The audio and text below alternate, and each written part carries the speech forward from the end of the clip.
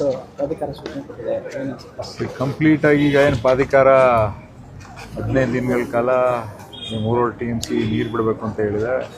ಅದಕ್ಕೆ ಕಂಪ್ಲೀಟ್ ಆಗಿ ವಿರೋಧ ಇದೆ. ಯಾಕೆಂದರೆ ಇಲ್ಲೇ ಆಲ್ರೆಡಿ ನೀರು ಬಿಡಿಸೋಕ್ಕೆ ನಾವು ಎಲ್ಲ ಅರ್ಹ ಸಾಹಸ ಮಾಡಿ ಎಲ್ಲ ರೈತ ಸಂಘಟನೆಯಿಂದ ಎಲ್ಲ ಪ್ರತಿಭಟನೆ ಮಾಡಿ ವಾರಗಟ್ಟಲೆ ಕಾಲ ಇಲ್ಲಿ ಬೆಳೆದು ನಿಂತಿರೋಂಥ ಬೆಳೆಗಳನ್ನ ಉಳಿಸ್ಕೊಳ್ಳೋಕ್ಕೆ ನಮಗೆ ಇಲ್ಲಿ ಕಷ್ಟ ಆಗ್ತಾಯಿದೆ. ಇದ್ರ ಪ್ರಯುಕ್ತ ಈಗ ಸಾಯಂಕಾಲ ನಾವು ಪಾಂಡುಪುರದಲ್ಲಿ ಪ್ರತಿಭಟನೆಯೂ ಇಟ್ಕೊಂಡಿದ್ದೀವಿ. ಇದಕ್ಕೆ ಸಂಪೂರ್ಣ ವಿರೋಧ ಇದೆ. ಆದರೆ ಯಾವ ಥರ ಇದನ್ನು ಸರ್ಕಾರ ಹ್ಯಾಂಡಲ್ ಮಾಡುತ್ತೆ ಮತ್ತು ಸರ್ಕಾರದವರು ಯಾವ ಥರ ಈ ನೀರನ್ನು ನಾವು ಈ ಲೋಕಲಲ್ಲಿ ಅಂದರೆ ರೈತರಿಗೆ ಬೆಳೆದು ನಿಂತಿರೋಂಥ ಬೆಳೆಗಳಿಗೆ ಯಾವ ಥರ ನೀರು ಕೊಡ್ತಾರೆ ಅನ್ನೋದ್ರ ಬಗ್ಗೆ ಕಾದು ನೋಡಬೇಕಾಗತ್ತೆ. ಆದರೆ ನಮಗೆ ಇದಕ್ಕೆ ಸಂಪೂರ್ಣ ಯಾವುದೇ ಥರದ ಒಪ್ಪಿಗೆ ಇಲ್ಲ. ಈ ಸರ್ಕಾರ ಏನು ಕಾನೂನು ಹೋರಾಟ ಮಾಡಬೇಕು ಅದರಲ್ಲಿ ಹೆಚ್ಚು ಹೋರಾಟ ಮಾಡಿ ನಮಗೆ ನೀರನ್ನು ಉಳಿಸ್ಕೊಡ್ಬೇಕು ಅಂತ ನಾನು ಕೇಳ್ಕೊಳ್ತೀನಿ. ಸರ್, ಈಗ ಒಂದು ಕಡೆ ನಮಗೆ ಬೆಳೆ ನಾಟಿ ಮಾಡಿಬಿಡ್ರಿ ಅಂತ ಹೇಳಿದವ್ರು ಹೇಳ್ತಾರೆ, ಇನ್ನೊಂದು ಕಡೆ ಈಗ ಬಿಡಲೇಬೇಕಾದ ಅನಿವಾರ್ಯತೆ ಇದೆ. ಸೊ ಅದನ್ನು ಈಗ ಏನು ಕಾನೂನಾತ್ಮಕವಾಗಿ ಏನು ಹೋರಾಟ ಮಾಡಬೇಕು. ಈಗ ಗ್ರೌಂಡ್ ರಿಯಾಲಿಟಿ ಹೇಳಲೇಬೇಕಲ್ಲ ನಾವು. ಇಲ್ಲಿ ನಮಗೆ ಬೆಳೆಗಳಿಗೆ ನೀರಿಲ್ಲ, ಬೆಳೆದು ನಿಂತಿರೋ ಬೆಳೆಗೆ ಆಯಿತು ಹೊಸದು ಬಿಡಿ, ಬೆಳೆದು ನಿಂತಿರೋ ಬೆಳೆಗಳಿಗೆ ಕಬ್ಬು ಉಳಿಸ್ಕೋಬೇಕು ಅಂದರೆ ನೀರು ಬೇಕು. ಇಲ್ಲಿ ಈಗೆಲ್ಲ ಕಟಾವು ಸಹ ಟೈಮಿಗೆ ಬಂದೈತೆ. ಸೊ ಇದಕ್ಕೆ ಇದಿಲ್ಲ. ಅದ್ರ ಜೊತೆಗೆ ನೆಕ್ಸ್ಟ್ ನಾಟಿ ಮಾಡಲೇಬೇಕಾಯ್ತು. ಈಗ ನೀರು ನಾಟಿ ಮಾಡಬೇಡ ಅಂತಂದರೆ ಈಗ ನಾವು ರೈತರು ಯಾವ ಥರ ಜೀವನ ಮಾಡ್ತಾರೆ? ಈಗ ತಕ್ಕಲು ಬಿಡ್ಕೊಂಡು ಅವ್ರಿಗೆ ಆದಾಯ ಎಲ್ಲಿಂದ ಬರುತ್ತೆ? ಇದನ್ನೆಲ್ಲನೂ ನಾವು ಯೋಚನೆ ಮಾಡಬೇಕಾಗತ್ತೆ.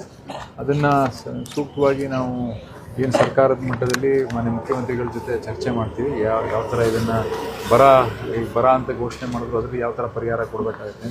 ಬರ ಘೋಷಣೆ ಮಾಡಿದ್ರು ಬರ ಪರಿಹಾರನೂ ಯಾವುದೇ ರೀತಿ ರೈತರಿಗೆ ಸಾಕಾಗಿಲ್ಲ. ಇನ್ನು ಅದು ಗೊತ್ತಿರೋಂಗೆ ಹೆಕ್ಟೇರ್ಗೆ 1000 ಗಟ್ಟಲೆ ಕೊಡ್ತಾರೆ. 3000 4000 ಎಷ್ಟೋ ಇನ್ಶೂರೆನ್ಸ್ ಪ್ರಕಾರ ಕೊಡ್ತಾರೆ. ಅದನ್ನು ಅದು ಯಾವುದೇ ರೀತಿ ಸಾಲಿಗಿಲ್ಲ.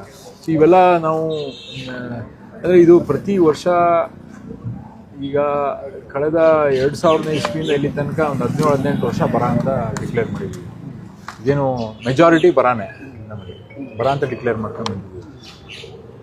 ಹೀಗೆ ಪ್ರತಿ ವರ್ಷ ಆಯ್ತಾ ಇರೋದ್ರಿಂದ ಅದನ್ನು ಯಾವ ಥರ ನಾವು ನಿರ್ವಹಣೆ ಮಾಡಬೇಕು, ಸರ್ಕಾರ ರೈತರಿಗೆ ಯಾವ ಥರ ಬೆಳೆ ಪದ್ಧತಿ ಬದಲಾವಣೆ ಆಗಿರ್ಬೋದು, ನೀರಿನ ನಿರ್ವಹಣೆ ಯಾವ ಥರ ಮಾಡಬೇಕು, ಅಥವಾ ಬೇರೆ ಬೆಳೆಗಳನ್ನು ಯಾವುದು ಕಮ್ಮಿ ನೀರನ್ನು ಬೇಕಾಗಿರೋಂಥ ಬೆಳೆಗಳನ್ನು ಅದಕ್ಕೆಲ್ಲನೂ ನಾವು ಗಣನೆಗೆ ತಗೋಬೇಕು. ಈಗ ಏನಂದರೆ ಯಾವಾಗಲೂ ಪ್ರತಿ ವರ್ಷವೂ ಇದೆ ನೀರು ಇರಿಗಿಲ್ಲ, ನಾವು ಗಲಾಟೆ ಮಾಡ್ತೀವಿ, ಪುನಃ ಇದೊಂದು ಒಂಥರ ಪ್ರಕ್ರಿಯೆ ಇದೆ.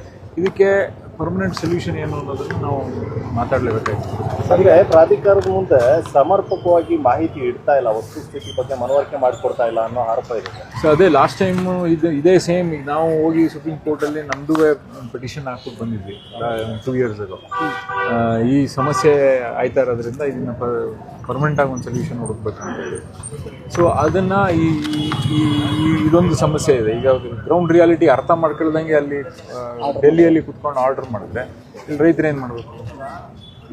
ಇದನ್ನು ನಾವು ನಮ್ಮ ಸರ್ಕಾರದಿಂದ ಯಾವ ಲಾಯರ್ಗಳಿದ್ದಾರೆ ಅಥವಾ ಯಾವ ಅಧಿಕಾರಿಗಳಿದೆ ಅದನ್ನು ನೀಟಾಗಿ ನಾವು ಮನವರಿಕೆ ಮಾಡಿಕೊಟ್ಟು ಈ ಒಲಿಸಲೇಬೇಕಾಗ್ತದೆ. ಯಾಕಂದರೆ ಇಲ್ಲಿ ನೀರಿದ್ದು ಕೊಡಲೇ ಇಲ್ಲ ಅಂದರೆ ನಮಗೆ ಹೇಳಿ, ನೀರು ಇಲ್ಲದೇ ಅದು ಸಮಸ್ಯೆ ಹೇಳಲೇಬೇಕಾಗುತ್ತೆ. ಈಗ ಲೀಗಲಿ ಮೇಲ್ಮನವಿ ಹೋಗ್ಲಿಕ್ಕೆ ಅವಕಾಶ ಇದೆ ಸರ್ ರಾಜ್ಯ ಸರ್ಕಾರ? ಅದೇ ಸರ್ಕಾರಕ್ಕೆ ಹೋಗಿದೆ. ಅದು ಹೋಪ್ಫುಲಿ ಅದನ್ನು ಆಗ್ಲಿಕ್ಕೆ ಕೆಲಸ ಮಾಡ್ತಿದ್ದಾರೆ ಅಂತ ನಾನು ಭಾವಿಸ್ತೀನಿ. ನೀವು ರೈತರ ಜೊತೆ ಇರ್ತೀರಿ? 100%. ಅದೇನು ಪ್ರಶ್ನೆನೇ ಕೇಳಂಗಿಲ್ಲ ಸರ್. ಇನ್ನೊಂದು ವಿಚಾರ, ಈಗ ನಿಮ್ಮ